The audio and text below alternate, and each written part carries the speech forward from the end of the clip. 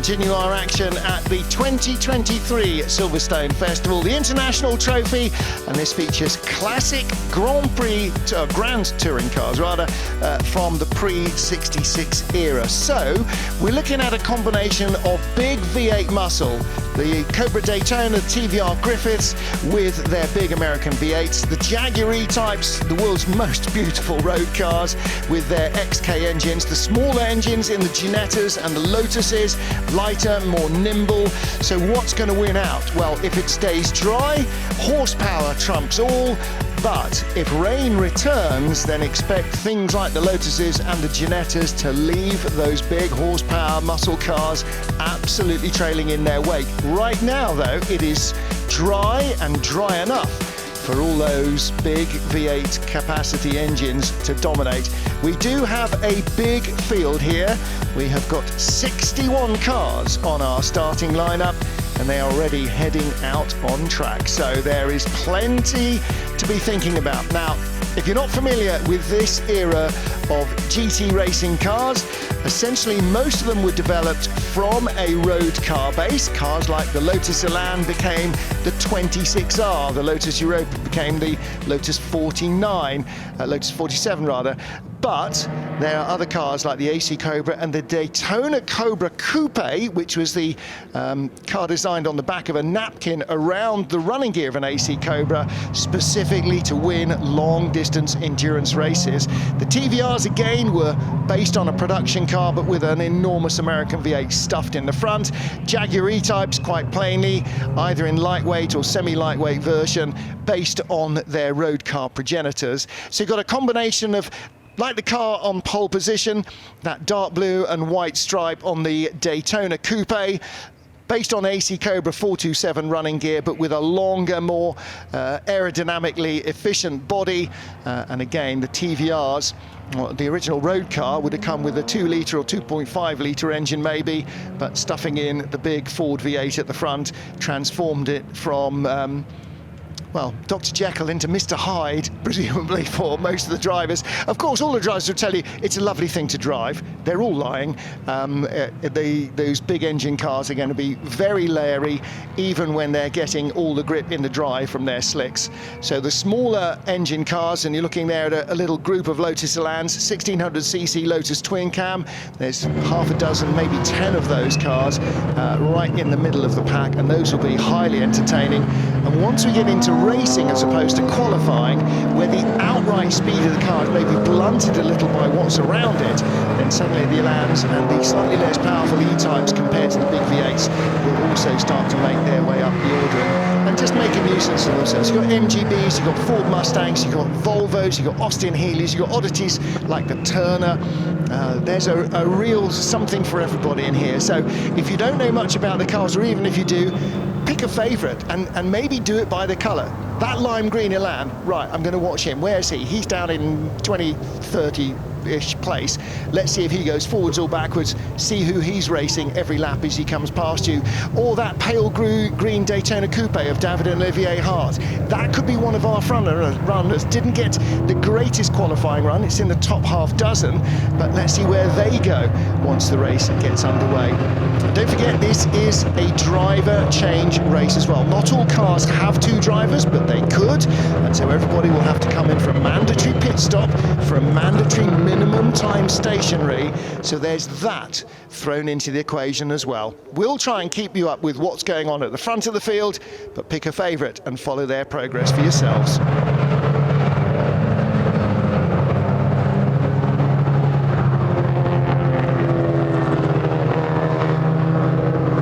To the line as we get ready to start the 50-minute race, the International Trophy for Classic GT cars. On pole, Julian Thomas and Callum Lockie's Cobra Daytona with the white stripe, but down the inside, the Daytona Coupe of David and Olivier Hart, straight into the lead, the lime green car, and straight back out of it as John Davison's 88 TVR Griffiths takes the lead. A couple taking the unofficial shortcut, and that is going to drop them a little further back down the order. A couple of lockups as well. Pale Blue Cobra there. That's the car that Andy Brio will drive a little later in the race. That survives. But right now, the Daytona Coupe's second and third. It is the TVR Griffith, which has a similar Ford V8 engine in front, which leads the field. And Alistair, this is going to be all arms and elbows from start to finish wherever you are on this monster 61 car grid. Absolutely mouth-watering, yes, as the two leaders come into Brooklands for the first time, and it is the TVR number 88 of John Davison, who I think he won last year, didn't he, Martin, in this car. So he's taken the early lead, and that tremendous start from David Hart, or Olivier Hart, probably David starting. Unfortunately, we don't have start drivers for this race. We're guessing a little bit. He ended up in third place, but it did push a couple of cars out wide with that concertina into Abbey on the first lap. And through past that pale green car has gone the pale blue TVR Griffith and Mike Whitaker, so he is now up into third place. And again, here comes a Jaguar E-Type down the outside. Now, the best qualified E-Type was John Minshaw and Phil Keen's car. Phil Keen started up, Mike Whitaker with a huge moment in the TVR, just gathers it up on the runoff area. Years ago in period he'd have been bouncing across the grass there. But he gathers it up, comes back on, and is still in third place. The Hart family Daytona Cobra Coupe in fifth place. Fourth place, fifth place, fourth place, fifth place it is now, as through comes car number 14, and that is the John Spears and Nigel Greensell car with the big... no, it's not. Hang on a minute. We've got two number 14s, because number 14 is John Spears and Nigel Greensell in their Daytona Coupe, but there we've got another number 14, which is a TVR Griffith. No, that's what John am I Spears. missing? That is John Spears. Oh, sorry, Daytona Coupe is in the other race. And it's Nigel Greensell. It is Nigel Greensell starting that. Well, when you're in amongst the big hitters like that, it is Nigel Greensell. I'll get myself sorted out in a moment. Nigel now looking for third place, going by Mike Whitaker. So Nigel starting on the front row of the grid. There is 192, Julian Thomas and Callum Lockie. Now, normally Julian would start, and we'll get a good shot of his... No, we didn't, because they panned around, but trying to see whether it's got some blue flashes and white on it, and that would be Julian Thomas. If it's all black, it's Callum Lockie. So we're not sure on that one, but normally Julian starts. And the 33 car, which is the... John Minshaw car, sharing with Phil Keen, and we're told Phil Keen starts in that one. So okay. Phil Keen, the British GT driver and general good egg. He's a tremendous driver and shares with John a lot. It sort of makes sense, really, to start your pro driver, because these are all big, hairy muscle cars, and they are all together at the beginning of the race, whereas once the pit stops happen, you're much less likely to be surrounded by other equally fast-moving metal. So it may just be that the likes of Phil Keen, Nigel Greensell have started the race. There is the race leader, the Daytona Coupe, and then it's an all-TVR battle for second. Greensell going through on the inside, is he? No. Davison just hanging on. John Davison taking the wide line. Nigel Greensell coming through on the slightly tighter line. The pale blue TVR of Mike Whitaker. Can't even tell blue from green these days, or say the difference between the words. He's in fourth place. So TVR's second, third and fourth, and the dark blue E-Type, Phil Keen, in fifth place, sliding around like a good one ahead of the David and Olivier Hart started car, the pale green Daytona Coupe. That is now in sixth place, but the pale yellow Ginetta G4R invisible behind it in a straight line. The G4R losing out. It's only got a 2-litre engine compared to the 5 litres and 8 litres the cars around it. What it does have is much less weight and much less need to slow down. The Ginetta though being gobbled up in the straight. And that car, Dan Eagling, car number 8, the pale yellow car with the pale silver noseband. Watch for that. That's going to be a feature all the way through. But right now it is the Daytona Coupe that started on pole, 192, leading the field and with the fastest race lap, 2 minutes 22.3. I'm guessing it is Callum Lockie who started that car. No disrespect to Julian Thomas, but to be driving away from the field with that kind of pace. He has got clear air, he's got no traffic in front of him, so he can just focus on what he's doing.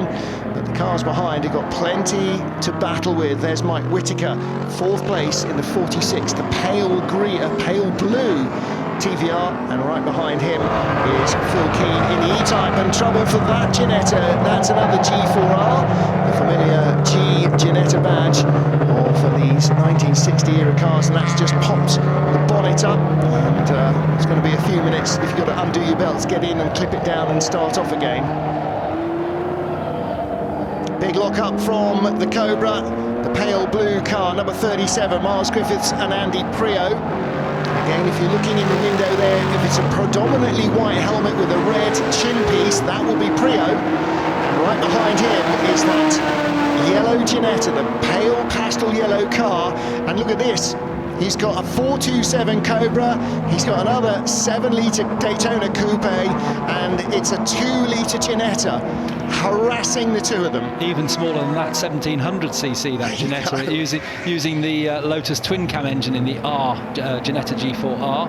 And meantime, Mike Whittaker coming under pressure. In fact, he's just got through, hasn't he? He's passed the number 88 John Davison TVR, so Mike Whittaker has made up a place, and Phil Keane in John Minshaw's E-Type closing in on John Davison through that section and out onto the Hanger Straight, through Beckett's there onto the Hanger Straight. So Mike Whittaker, that puts him up into 3rd place, and 4th John Davison, 5th is Phil Keane as they come down into Stowe Corner.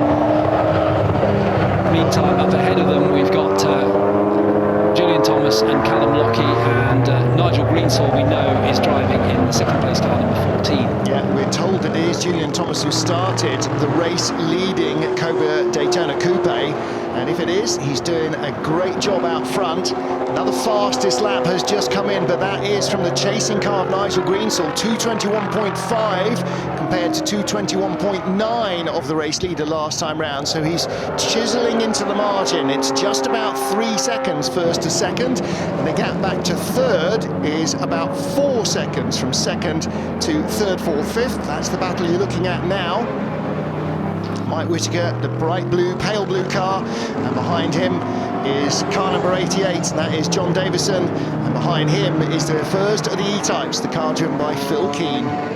So it's 2 V8s versus a straight 6-cylinder engine in the Jaguar, the familiar XK engine, as they come down the Wellington Straight and into the left-hander at Brooklands. Mike Whittaker, having got through, has not been able to shake off John Davison. Both those TVRs are solo driven, whereas Phil Keane will... Oh, and John Davison goes wide. Just missed his braking point there, managed to control it, but he's up onto the grass now and trying to get back onto the track. That's let Phil Keane through, so a change of place there as they came through Luffield, and now it's Phil Keane who's chasing after Mike Whittaker, and John Davison just a little bit squirrely there under braking, and in the end just had to let the car go and run off the track.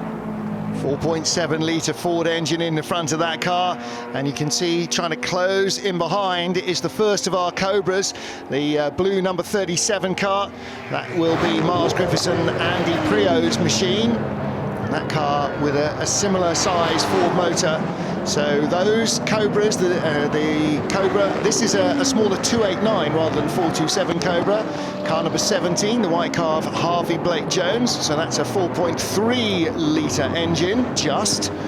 Again, you're looking at the Ginetta, which is way up the road in front of him with barely over 1600cc, and the Lotus twin cam. So it's not always horsepower that has the big advantage.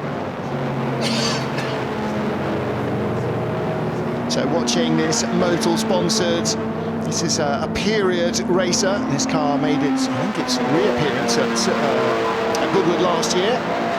Again, it's with the narrow wheel arches, the 289, the small block Ford, and the more familiar bubble arches on the 427 Cobra, the 8-litre Ford Cobra. Shelby Cobra, AC Cobra. This car originally derived from a 6-cylinder Bristol-engined AC Ace, designed by aerodynamicist and designer John Chagero, whose name will crop up with other sports races over the weekend, and the purer and more original of the Cobras. And the original cars that you will have seen featured and being driven in the Ford versus Ferrari film. Carroll Shelby's first voyage into stuffing a much too large engine into a much too small car. Now then, Dan Eagling has made the move on. It is Andy Priaulx, so it is the three-time World Touring Car Champion Andy Priaulx in the pale blue number 37 Daytona Coupe, beg your pardon, AC Cobra, who has been pushed back down the order by Dan Eagling, who has snaffled his way by as they go by a 1300cc Austin Healey Sprite, a Sebring Sprite, so with a fixed hardtop and a number of other modifications for a car that would have raced in period at the Sebring 12 Hours. Well, Priaulx knows plenty about racing in endurance racing as well. After his touring car career, joined BMW and then Ford in endurance racing. Races like the Nürburgring 24 Hours, Le Mans 24 Hours, Sebring 12 Hours. So endurance racing in these GT cars is the same, only less grip. And he has taken this to like a duck to water. There is the Hearts green Daytona Cobra Coupe. That's David, isn't it, at the wheel with the light blue open-faced helmet. The father in the team, Olivier, his son. Yeah, they're now down to 8th place and under real pressure from the E-Type behind. And trouble in the pit lane for David Methley's Shelby Cobra. It's 1964 427 Cobra. Looks like he's got issues at the front end, which of course is where almost everything happens. Too early for the mandatory pit stop, but not that early. It's 3 minutes away. The pit window will open.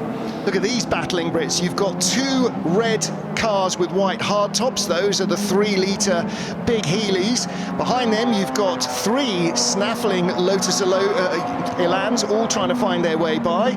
The racing spec 26Rs. And in the middle, what is the green thing that is in the middle? I know what it is, and I can't think for the life of me what it is. That looks like a Turner. It is a Turner, isn't it? So that's car number 184. So that is a Turner. That's Nikolai Mortensen in a Turner 1650. Now, that is a very small production run car. Not that exactly Lotus Elans were in big production runs, but certainly there are far more Lotus Elans around than Turners, and they share a similar glass fibre bodywork build, whereas of course the Healeys, built at Cape Works in Warwick. These 3-litre cars with a straight-six Austin motor, very effective racing and particularly rally cars. We talked a little bit about Sterling Moss's dad bought him a Maserati 250F to further his career, and Sterling's sister Pat Moss, who was like Sterling a great equestrian rider, then became a rally driver as well, and very successful she was, not least in big Healeys. And a big lock-up there for the Pearson's E-Type in making its way past David Hart in the light green Daytona Cobra, and that's also in a battle with another of the TVRs, which is right in behind. And Pearson... That's Harry Barton, who started in 8th place. Now, he started 3 spots behind the Hart family car, and Mrs. Hart doesn't drive it.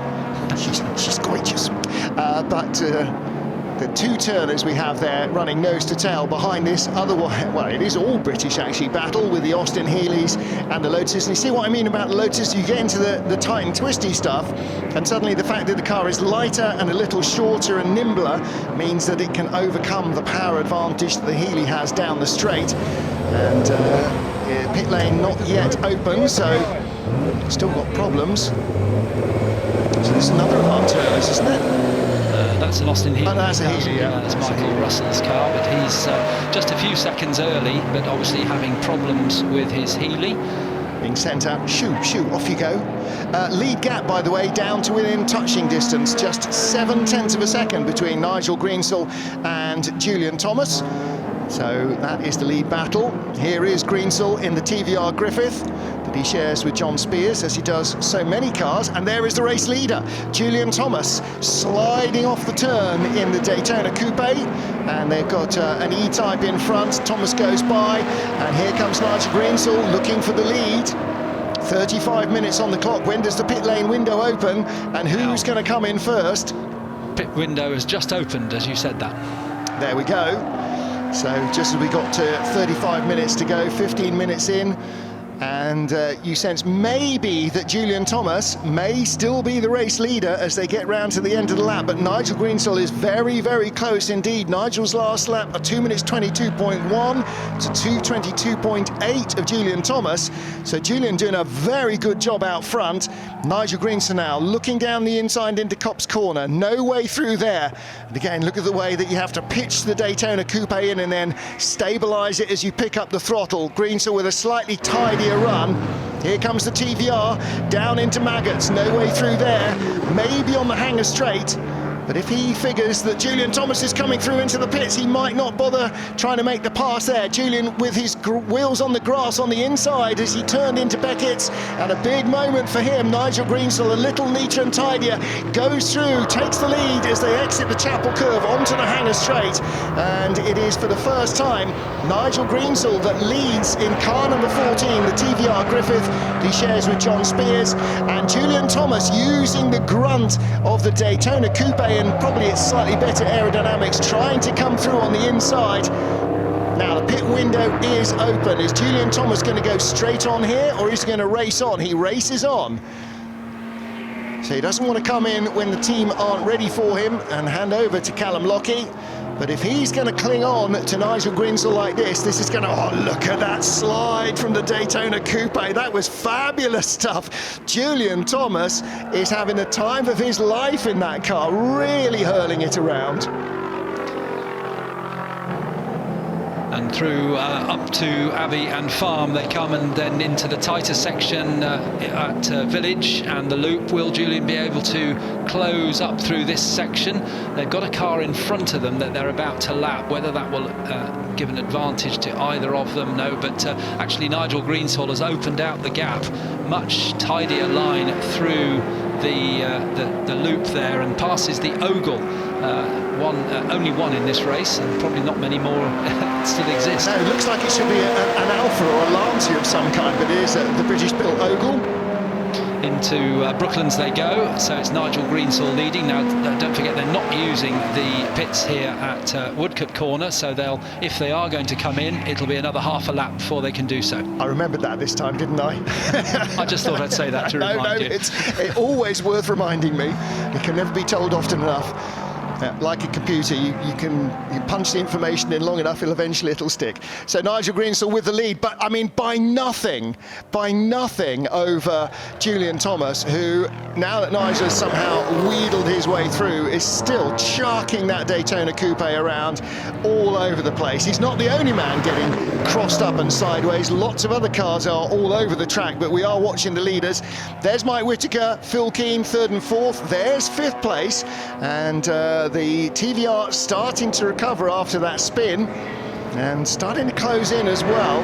So it won't be a driver change for the Ginetta of Dan Eagling, or for the TVR of Mike Whittaker, or for Harry Barton's TVR number 18, or for John Davison in the 88 car. So they will sit and stew and then come back out. But in that E-Type, Phil Keane all over the back of the 3rd place TVR.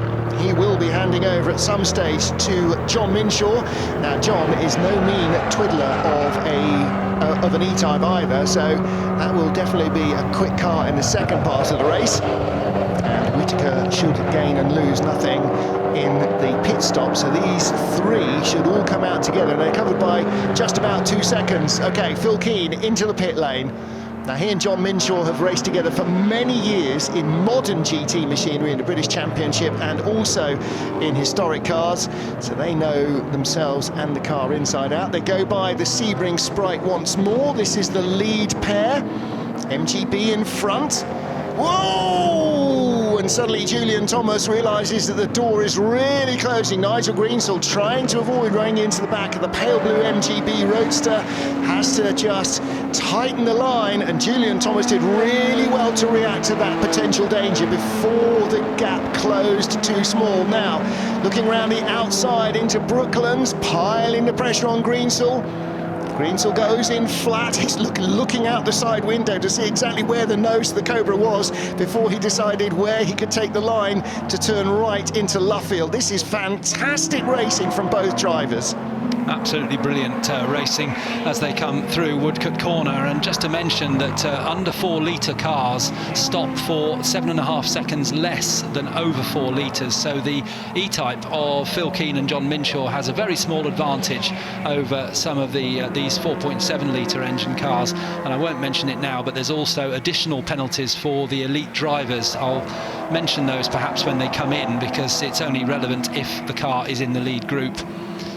Well, that will be the Greensel and Spears car and the Thomas and Lockie car, our Correct. top two, yeah. and 37, the Priaulx and Griffiths car, presumably as well. That gets a slightly longer penalty because of Andy Priaulx. Andy Priaulx's won too much stuff.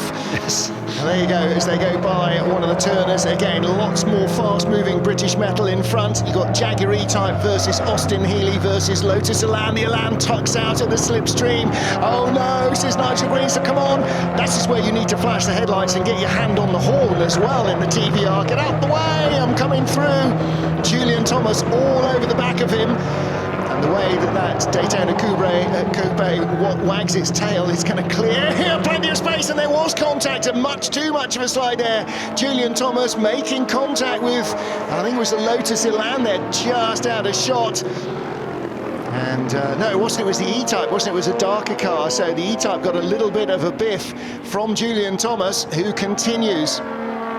So when does the pit window close? With 25 minutes to go or 20 minutes to go? The pit window is 15 minutes. So from 35 to 20 minutes to go. So they've got another 8 minutes, which will equate to 3 laps, really. If they go on to a 4th lap before they go in, they might be pushing their luck.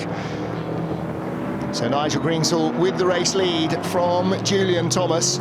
And a longer wheelbase, well, probably a relatively normal wheelbase on the Daytona Coupe.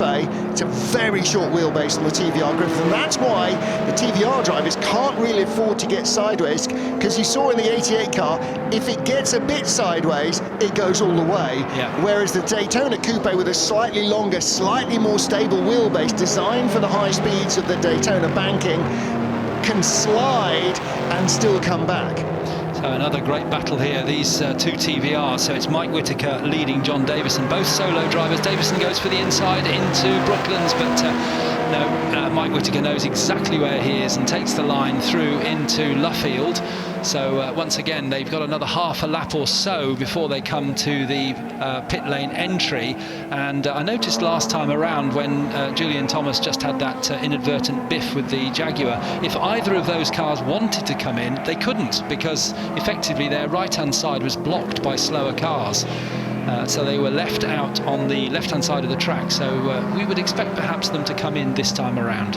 And you might say, well, they could have just slowed down and come in, you know, behind the other car. But no, if you slow down even a second there, that might make the difference between winning and losing the race at the end of it. So no, you will never slow down. If there's somebody inside you, you don't brake for the border. Mike Whittaker there in 3rd place in that pale blue TVR Griffith. And it is TVRs that are dominant here at the moment. I mean, goodness me, I'm not sure you'd have said that back in period, but 3 in the top 4, and the Daytona Coupe of Julian Thomas heads into the pit lane. Callum Lockie will be waiting. There's no rush to the pit stops here. You must remain at a mandatory standstill for 60 seconds. And 67 and a half. 67 and a half. 4 litre cars, 67 and a half, plus another 7.5 for Julian and Callum because of the elite status of Callum Lockie. Yeah. So that moves then Nigel Greensel into a little bit of a comfort zone, and he needs this actually, because his fastest lap 2 minutes 21.1, his previous lap was a 2 minute 25 because he was so busy defending off Julian Thomas. The end of this lap 2 minute 22.6, and the 2 TVRs behind him are doing 23s, so they're still not catching the leaders. But don't forget that both Nigel Greensel and Julian Thomas will hand over to drivers who have not been in the car. Looping spin there, and harmless without contact, I think, for that big Healey. There is Julian Thomas's car, and he will hand over to Callum Lockie. Looks like Lockie may be in the car. didn't seem to be much going on in terms of driver changing. And that change for third place, John Davison ahead of Mike Whitaker. They started third and fourth. They currently run third and fourth, or second and third, after the stop for one of our front row starters. But the first 4 cars on the grid, up until a lap ago, were the first 4 cars in the race. And the car that was in 5th position was the Miles Griffith Andy Prio, 12th place starting car.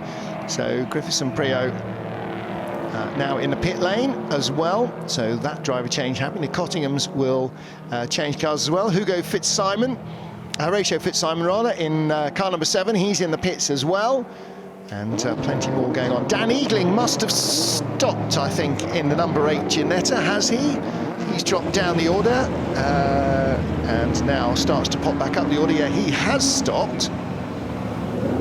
And back out on track is the 192 Daytona Cobra Coupe. There we have it on our live stream if you're watching that, and that now should be in the hands of Callum Lockie, and down onto the Wellington Straight. So we won't know now until a lap or so's time how the pit stops have worked out for those 2 leading cars, although the 192 car was chopped off a little bit by that Elan and losing time. Yeah, you could see Callum there going early to the inside, really trying to send the message that I'm coming through. There's the biff from that contact. I think that was the dark grey E-Type that we just saw in the pit lane, actually. In comes the 88 TVR of John Davison. So he comes in from 2nd place. And there is the Greensall Spires car, Nigel out, and John Spears getting in. You can hear the fans blowing cooling air onto those brakes, because otherwise they're going to boil for the 2 minutes that the car remains stationary. And that means that it is the pale blue car of Mike Whitaker, car number 46, the TVR Griffith, that is now bellowing around in the lead, but being given chase by a car. Has that got a loose door window? No, that's just a little fairing around the side. Looked from the far side as though the door was not quite closed. So that is Callum Lockie at the wheel of the dark blue Daytona Coupe with the white nose stripes. And lights on now for number 46, Mike Whitaker, as he makes his way around. Mike Whitaker is lying, well, he's leading effectively because other cars are in the pits at the moment. So he will probably come in this time. He owes us a stop. He's the last of the leading cars that owes us a stop. Yeah, I don't think he can do another lap before the pit window closes, so he needs to come in this time round. Comes by the Sebring Sprite, does not come down the pit entry road, so... Oh no, wrong end, yeah. Wrong end again. Just needed a hand signal there yes, to remind Martin. He is pushing it fine though, isn't he? I mentioned earlier, if you get a safety car and it slows everybody down, you can miss the pit window, but he's taking it right to the edge. Yeah, but then you see if the safety car comes out, you say, I was on my in lap, therefore it's not my fault. Going by the Sunbeam Tiger Le Mans car, that car being co-driven by Matt Neal. Couple of other big names in the field. Michael Caine sharing car 250 at green and yellow Lotus Elan with Bruce White. Ollie Webbing with Guy Zeiser in the Jaguar E-Type number 177. Mark Hales, ex-Grand Prix ace, shares a Jaguar E-Type with Guy Grant. That's the grey car number 147. And the Sunbeam Tiger Le Mans, Matt Neal sharing with its owner Chris Payton, a combination they have put together many times at Goodwood, and I think this is possibly a less scary place to race the Tiger. Well, there is Lotus at the side of the road, 111 Simon Jackson and Dominic Jackson's car. Couldn't tell you which one it is, I'm afraid. It's Dominic. Okay, there you go. And we just had a long shot. There's another long shot on our live stream. The Callum Lockie car is ahead of the Greensall Spears car, so the pit stops should have been exactly the same length. They both had the same penalty for their elite drivers, so the 192 car has come out half a Beckett's length ahead. But it had Callum's had a couple of laps on track before the TVR made it stop, so he's been going quicker on the outlap sequence maybe than the in-lap outlap sequence of the TVR. Now here is the car that was the race leader, Mike Whitaker in the pit lane. Little memorial real sticker for engine builder and historic racer Neil Brown, who we lost just a week or two ago. In the last week, I think it was Neil Brown. And I'm sure an awful lot of people in the historic racing fraternity were at least on nodding terms, if not good friends, with Neil. So part of the Masters Racing fraternity, there is Mike Whittaker sitting in the cockpit, trying not to stew the same way they're trying not to stew his brakes. And he does not have the same 7.5 second elite driver penalty. He still has to stop for 67.5 stationary, but not the 7.5. So in theory, Mike Whittaker will come out challenging. Just behind, because he was 66.2 seconds in front at the end of the last lap of Callum Lockie. Now, Lockie will have been at speed and Whittaker will have been coming into the pit lane before he completed that last lap, so it is going to be very close, and he'll be somewhere in there between the Daytona Coupe and that number 14 TVR, so this could be a very entertaining end to the race. So where does he come out? Well, there he is scampered out of the pits. And he's ahead, because he's coming into the loop and Lockie was coming into Village. Getting very tight. There's Glenn Eagling. So Glenn Eagling right behind Mike Whittaker. So that yellow Ginetta, there he is. That's the battle between the Ginetta and the TVR. So two plastic British sports car built in very small volume. One in Blackpool, the other one in Royston in Hertfordshire, I think. Ginetta's early works were. So the Ginetta G4R, as you said, Lotus twin cam, just about 1700cc, and the 4.7 litre Ford in the TVR. So is that now the battle for the race lead? Is that Glenn Eagling battling for the lead? Is he ahead of the Lockie and Thomas at Daytona Coupe? Is he ahead of the Greensland Spires TVR? It certainly looks like it. It's going to take a moment or two for our timing to catch up. Well, there is the 14 TVR, and there was the 192 Daytona Coupe in front of it. So now we need to plot there at the Beckett's S's. Where is Whittaker?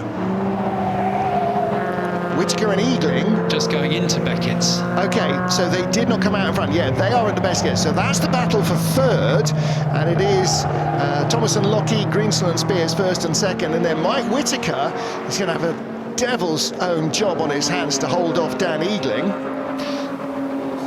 Yes, I was building up Mike Whittaker there, and unfortunately he didn't come out quite as close to this car as I thought he would, with the various penalties, or not penalties, but extra time they have to spend in the pits. And it's across the line, the Thomas and Lockie 192 Shelby Daytona Cobra Coupe, and Mike Whittaker, I think, will come through in third place.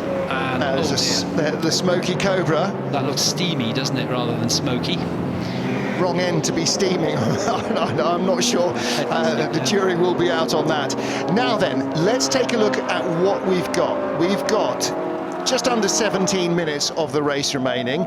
Here's our battle for third place. Okay, the pale blue TVR, the pale yellow Ginetta. That's third place. We can see what the gap is there.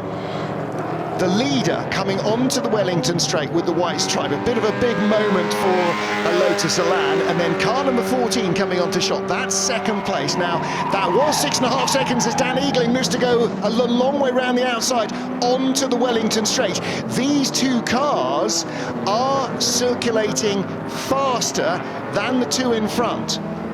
2:27s for the Daytona Coupe, and the TVR, as another TVR goes off backwards. Is that 88? Yes, it is. That's John Davison again, and somebody following him. Davison looks like a left rear suspension collapse, does it? Something sitting down there on the left. Or is there oil down? Because I don't know. Or has he just looped it around again? Either way, he's lost ground to the Hearts Daytona Coupe and to the Prio and Griffiths Cobra, which has gone through. And Eagling loses out again. So Mike Whittaker finds a way through in traffic.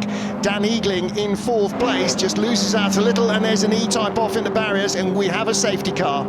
And that is going to change the face of the race completely, because that will reduce the gap between first and second and the battle for third and fourth from 14 seconds to nearly nothing.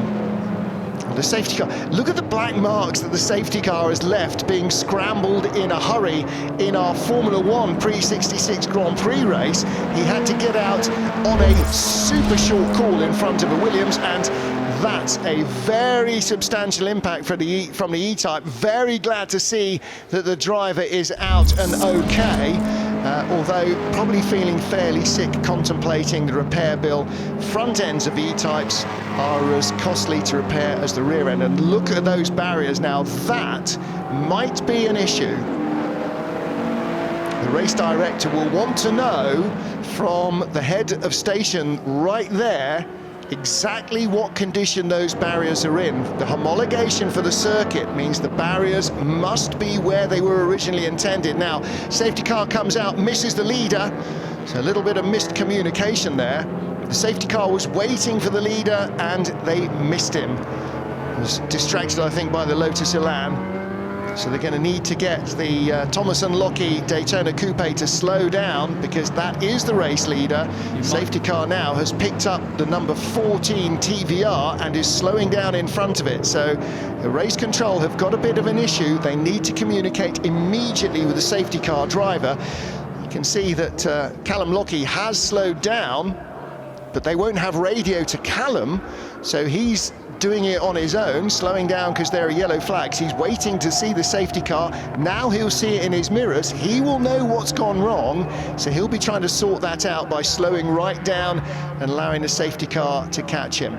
He may well, as you say, slow down and let the safety car pass him, but he's not obliged to do that. It's not in the regulations.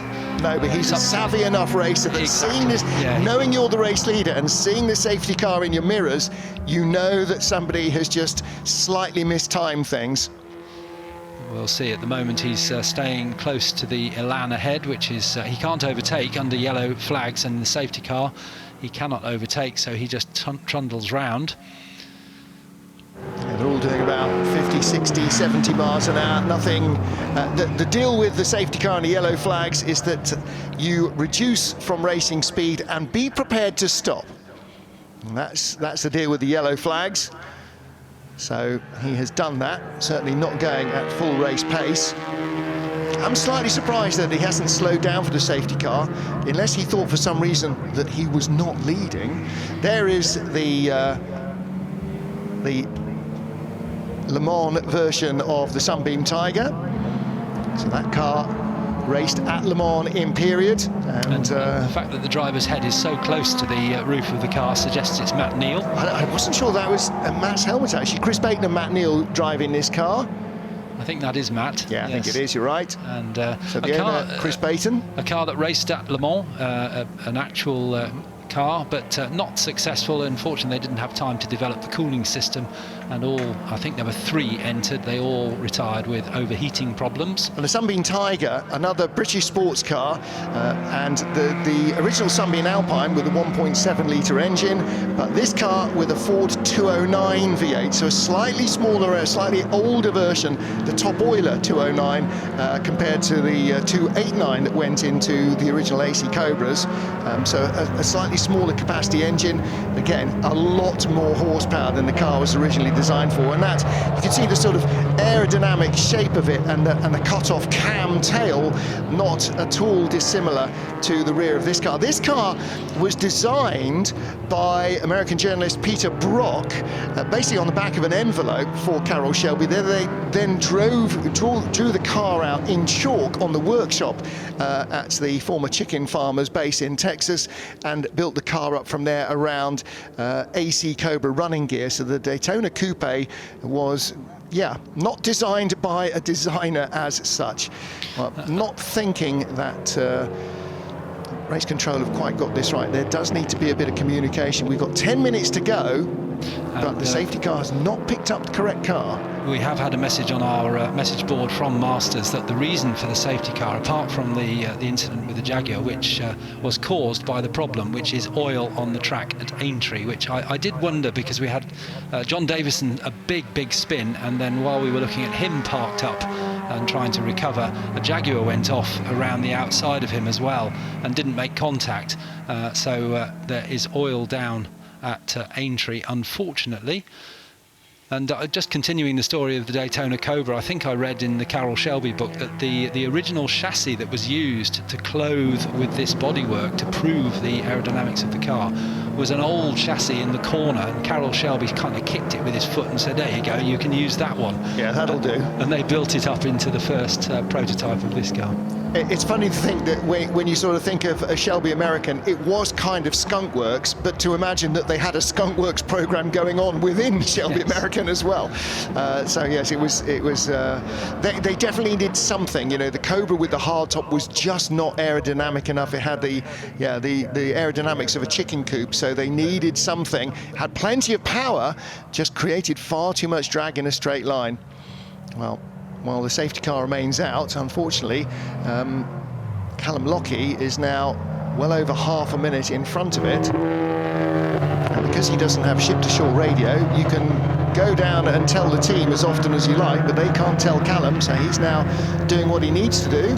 And it is starting to rain down at Beckett's. Lots of sun out on much of the circuit, and this has been the story of the day. Every time the weather has arrived, it's well, when it rained heavily this morning, absolute stair rods at the old pit lane, but most of the circuit was still bone dry. This is starting to become more and more of an issue for race control, because what they can't really do is get the safety car to gallop off after Callum Lockie, because if he does, then the rest of the safety car queue will gallop off as well, and suddenly it becomes rather pointless having the safety car out, because the level of safety for the marshals working on the track is back down to near zero. They're still trying to decide what to do with that E-Type. To my mind, the best looking E-Type shape, the 2+2. I know everybody loves it, but there we go. Red flag is out. So I'm afraid we may not have racing for a little bit of a while. The oil down is a bit of a worry. Oil with potentially rain sweeping in is a bit more of a worry. Car that you can't move, again, adding to that worry. For me, though, the real worry is not so much the oil down on the track, but the state of those barriers.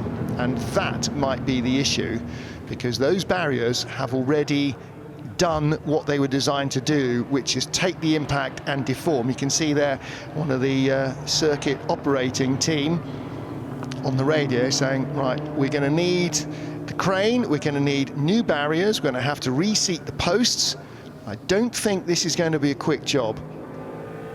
Certainly if this was somewhere like Le Mans, you'd be looking at an hour behind the safety car, or an hour red flag probably to replace that. Now there is more access, it's relatively easy accessible, but we may, having brought this race to a slightly premature end, we may be delayed starting our next one. However, victory has gone to Julian Thomas and Callum Lockie, and actually the bulk of the donkey work in the car done by Julian Lockie. Callum came out for a couple of laps and sat in fairly slowly in the queue of cars as the safety car was scrambled. I'm not underplaying his part, but certainly Julian Thomas, a sparkling opening stint. Safety car leads the field into the pit lane, so the race is over and everybody will head into the pits.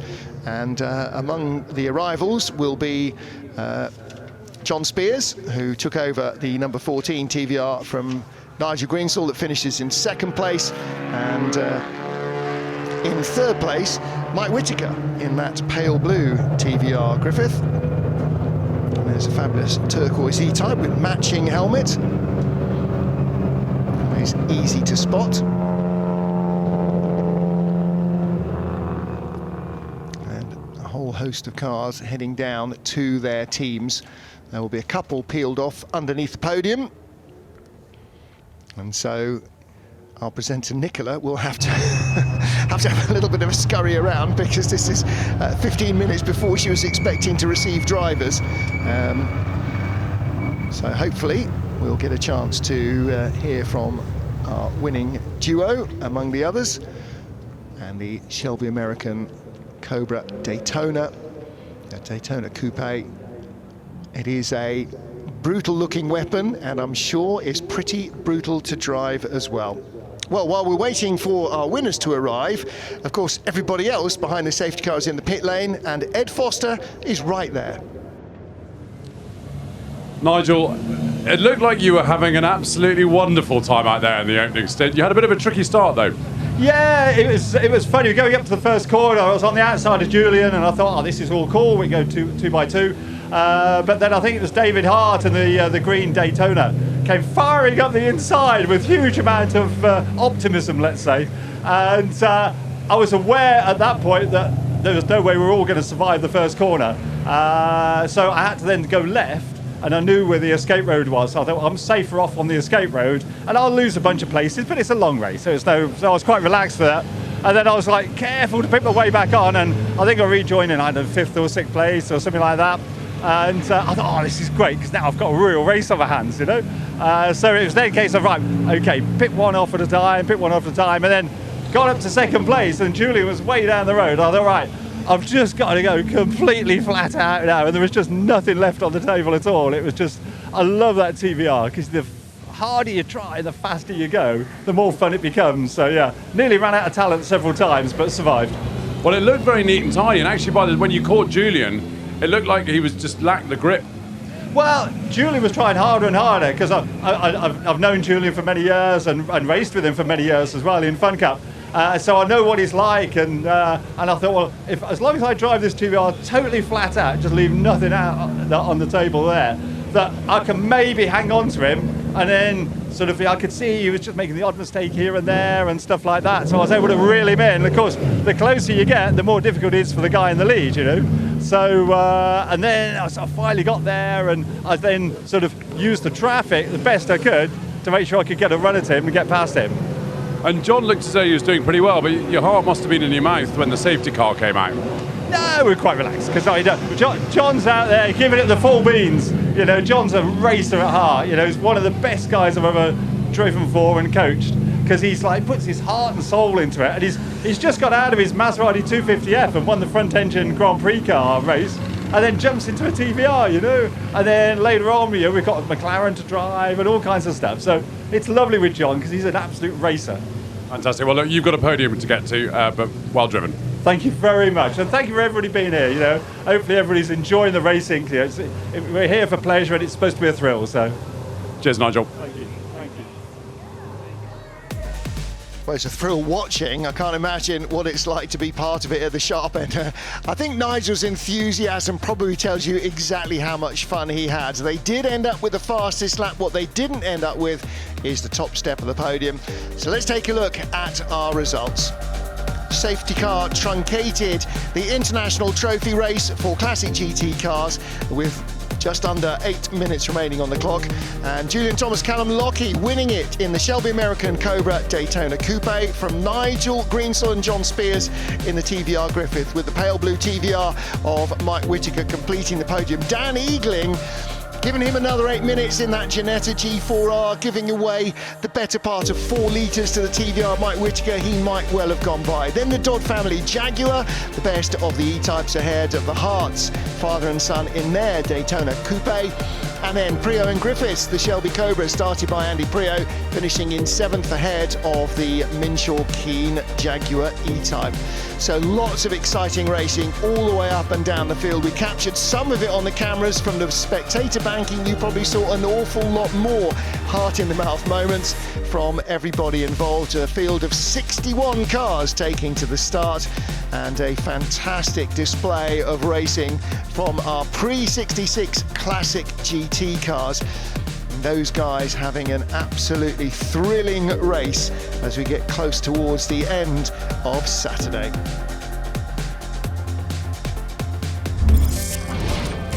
Muscle out-qualified nimbleness. David Hart and Olivier Hart almost taking the lead at the start, as others found problems with grip, talent, or just simple bonnet fastenings. At the front of the field, the TVRs and the Daytona Coupes battled. A couple of moments for John Davison early and late in the race really took him out of the podium battle. And the Hart Cobra versus E-Type battle raged all the way through. The Pearson family having a great battle with the Harts. And then Nigel Greensell finding his way past the poleman Julian Thomas just before the pit stop window opened. Thomas almost collecting as he tried to fight back as well towards the end of the first part of the race. They were nose to tail, a little too close to comfort to following traffic as they worked their way through. And one of our Lotus Elans failing to proceed before a big off for the E-Type into the barriers, damaged the barriers, oil down, damaged the cars, safety car, and finally red flag, which left the Daytona Coupe of Julian Thomas and Callum Lockie, the pole sitters, claiming victory from the second car on the grid, John Spears and Nigel Griffith, with our fourth fastest qualifier, Mike Whittaker, taking third place.